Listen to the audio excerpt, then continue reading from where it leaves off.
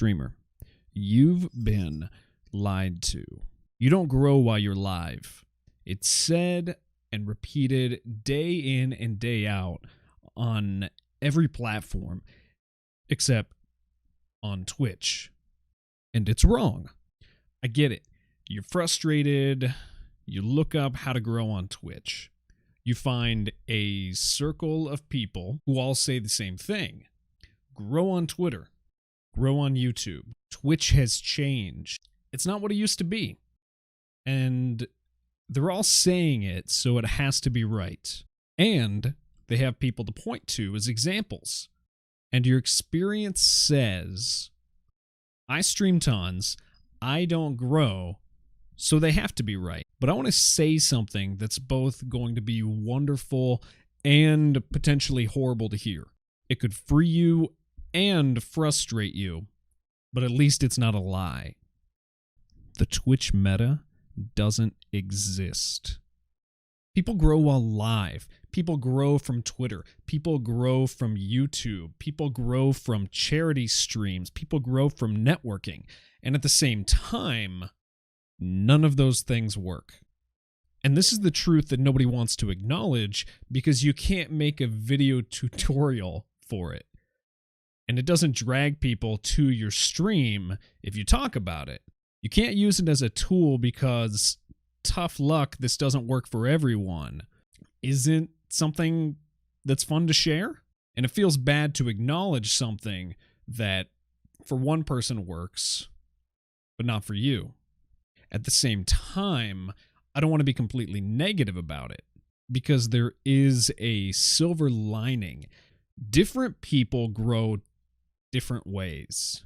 And if growth exists for you and you find it, whether it's part of the meta or not, once you discover it, you can focus on doing that. And stop wasting your time following a bunch of tips that take effort and time but yield no results. I can use myself as an example. And this isn't some attempt to get engagement. If this gets tons of interaction and I get zero growth from it, that's probably fine. Because my hub for growth is not Twitter and it's not YouTube. I'm familiar with my growth patterns and can be blunt about them. And maybe that can possibly ease somebody's frustration. Twitch is a frustrating place, and that's enough for me. You'll see my Twitter, my YouTube, and you'll see somebody who just can't get traction in those areas. But if you look me up on Solynome or any of the other tracking sites, you'll see an upwards momentum, and you'll see above average growth on Twitch. And even though we're not supposed to talk about numbers on Twitter, I'm not afraid to. My average growth is one follow between every 20 and 30 minutes while live. And that's my entire Twitch career. And my viewership, while fluctuating at a few times, is upwards projecting. And apart from the month where I moved states, it's always been growing. You can look it up. Like I said, I'm not afraid to talk numbers, but I think it's an important thing when we're talking about specific subjects. Twitter is full of people who want to talk about subjects, but don't have the knowledge base to do it. And that's why I'm not afraid to bring that up. Because if we're going to talk about live growth, I want you to know that despite the fact that every single searchable piece of content you'll find between YouTube and Twitter says it's impossible, I experience it, and I know a lot of other people that do. But the people who do that don't talk very often. Now, I get it. At this point, you're supposed to say, Jared, if you use the other platforms also, you'd grow faster. But I want to talk about that. Because while that growth could be a thing, the question is, do I want it? Do I want the type of growth that comes from those platforms that will change my vision of what my stream wants to be? It's a thing we don't talk about and we don't think about. And this is where this video And hopefully conversation becomes a little more all-encompassing. Where if I had started with this section, I would probably get a lot more clout or be completely kicked out of streamer Twitter. One or the other. So if you made it this far, that means you've clicked over to YouTube, and I probably have your attention. Since we're told we have all these other ways of growing, I want to look at them and a couple examples, and then say the things we're probably not allowed to say. I want to talk about YouTube growth. I want to talk about Twitter growth. And more than that, I want to talk about external growth and the way it flavors your channel, because it will. It will decide what your stream is going to be if you succeed at it. And maybe you think you'd be stoked about any kind of growth, but at least know what you might be getting before you put the effort in. Okay, so YouTube.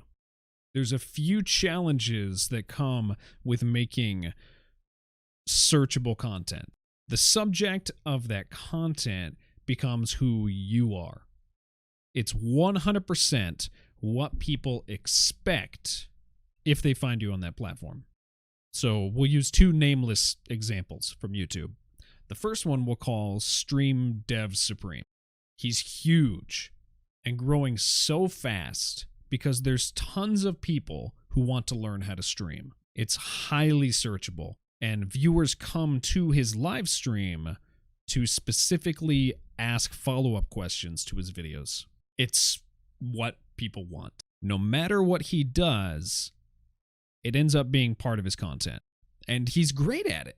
But if that were not part of his live show, those people from external sources would not have nearly the interest in viewing him on Twitch that they do. And he knows that much. He doesn't even call himself a full-time streamer because he is a full-time content creator. And again, he's fantastic at what he does. But it does bring up a point that you can't copy that type of content creation.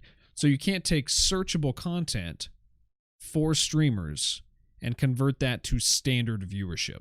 And most people want to just stream. And the next guy we can use in this example, the Lore Grandmaster is what we'll call him. He blew up on YouTube and then moved to Twitch. His content is insanely searchable, and it's all fantastic. When he made his move to Twitch, I followed him right away.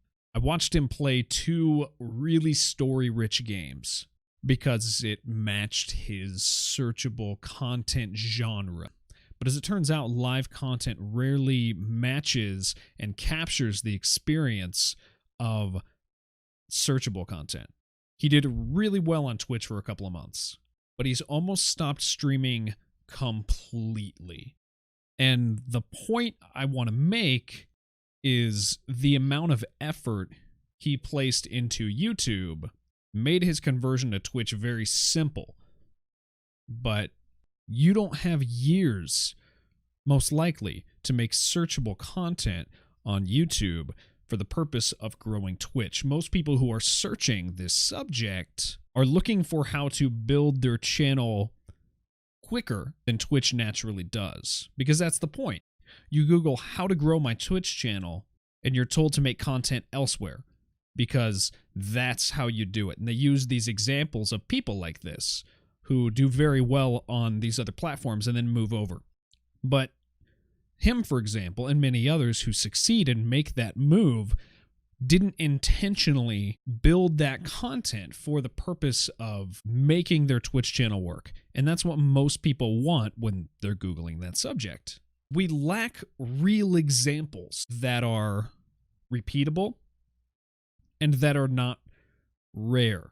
The point, though, is he spent years building up searchable content and then moved to Twitch and was not able to recreate that exact experience. And that's our challenge with searchable content. Name a searchable content category: VR chat comedy, streamer education, skilled gameplay, expository storytelling. Are you prepared to have a Twitch career that is primarily that thing? Because if you blow up on YouTube, that has to be a major part of your content. Your searchable content becomes you. It's your first impression. But your stream, that's marriage. And will they stick around? And now the really scary question, right? How many people actually succeed on YouTube? Honestly, how many people set out to grow their Twitch stream and then succeed on YouTube? Because the way we talk about it, we make it sound like you can brute force your way through YouTube. But the success rates of YouTube parallel the success rates of Twitch. No matter how hard you work, you're much more likely to fail than succeed by a pretty wide margin. And no doubt, some people will succeed. But the same can be said about natural growth on Twitch. Okay, so I'll grow on Twitter, right? Because that's the next thing we're told. Grow on Twitter. But let's be honest about Twitter. Twitter growth is something special. It requires a certain amount of toxicity, negativity, and then pandering to people's pride. It's no secret that your tweets are highly, highly unlikely to go viral without some form of negativity in them, especially when you're small and starting out. We'll use a person that I'll call Dumpster as an example. His Twitter growth is phenomenal and is directly tied to every attempt to wound another person's career, stir up controversy. Having boasted about his Twitter reach several months ago on an argument with somebody, he publicly swore off negativity, and he instantly went from high double-digit retweets to maybe 3 average. Most of his tweets get 0 now because he's not being negative. And that's a consistent pattern on the platform. Controversy breeds growth on Twitter. And that growth is required before you can even approach the question of bringing people over from Twitter to Twitch. And the amount of effort you have to put in to crafting tweets, to communicating consistently and continually, looking for controversy. It's a lot more than you anticipate. It doesn't come natural to a lot of people. Now, that's not to say Twitter is a place you can't grow, but there's a personal cost that you'll pay. And you'll often find yourself the villain because of the negative patterns of always looking for opportunities to gain clout. I have close friends who slay the Twitter game. And now they don't have to be as negative as they were, although their most negative tweets are still their most popular.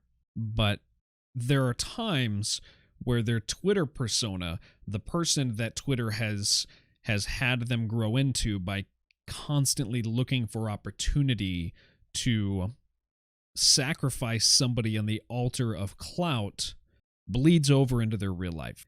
And I can say that as highly as I think of some of those people who are doing well from Twitter and bringing it to the Twitch platform, they still take a certain amount of joy in damaging another person's reputation. And then throw in again the idea that success is rare on the platform. And then conversion from Twitter to Twitch and getting people from point A to point B is also rare. That compounds the problem. You're looking to grow on one platform that has rare growth, so you go to another platform that has rare growth. The success rates of any content creation or social networking site are abysmal. So here's the entire point. Since success on all platforms is rare, look for what you're good at, which means you have to be painfully honest with yourself. You grow where you can. And if you can't ever grow, maybe it's not for you. Or maybe it is, but you're making bad choices. We're constantly being told by people who succeeded that their version of success is the Twitch meta. Twitch has changed. Grow on Twitter. Bring them to Twitch. Grow on YouTube. Bring them to Twitch. But nobody's considering the idea that success on those other platforms is just as rare as success on natural Twitch. What we find is people being told this is the only way to succeed, and you might be missing out on this. And what is this? This is potential natural growth on Twitch. There are lots of people who grow while live. It's just this platform and searchable platforms are not platforms that want to acknowledge that. And it's very often people who have succeeded on these other platforms who are dictating to you what the meta is. There is no meta. Success on all platforms is rare. You might be able to move success from one platform to another, but you also might succeed while live on Twitch. And I only bring this up because I see so many people on the Twitch platform failing to succeed and then following that failure with Twitter and YouTube attempts, when really they may just need to adjust what they're doing. There's a lot of right moves and a lot of wrong moves on the platform, and there's ways to increase opportunity to grow on the platform. And the faces of searchable content growth consistently say it's impossible, and it's not impossible. You can grow while live. So don't believe those lies. Look for opportunity to grow and stream smart. We have about 5 to 10 really loud voices and examples of success on these other platforms. And then we have about 100 5 to 10 viewer Andys, 2 viewer Andys, who parrot what they say, and it creates this echo chamber. And everyone pretends on Twitter and YouTube like they're successfully converting people because there's this odd amount of pressure to do so. And I feel like so many people miss the opportunity to grow live. And I just wanted to put a stop to that specific lie. You can grow while live. A lot of us do.